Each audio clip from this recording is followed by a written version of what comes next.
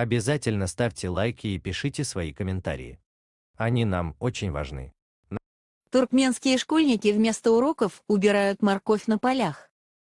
В Либабском вилаяте Туркменистана школьники прогуливают занятия, чтобы зарабатывать сбором моркови.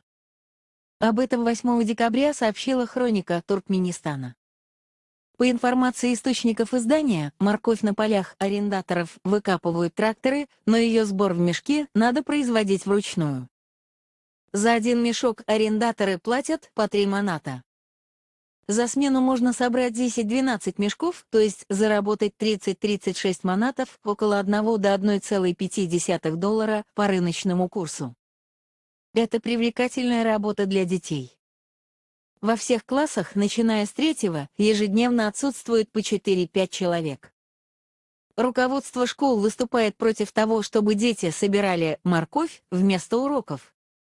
В частности, учителя и участковые полицейские обходят дома детей, которые получили медицинские справки о болезни. Если у ребенка есть справка, но самого его нет дома, у выдавшего документ врача могут возникнуть неприятности. Родители объясняют, что многие семьи находятся в тяжелом финансовом положении.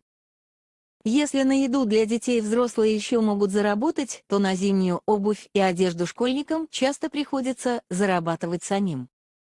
Сельчане вспоминают, что в советское время детям из малообеспеченных семей иногда выделяли в школах шапки или обувь. Они говорят, что перестанут посылать детей на поля, если эта практика возродится.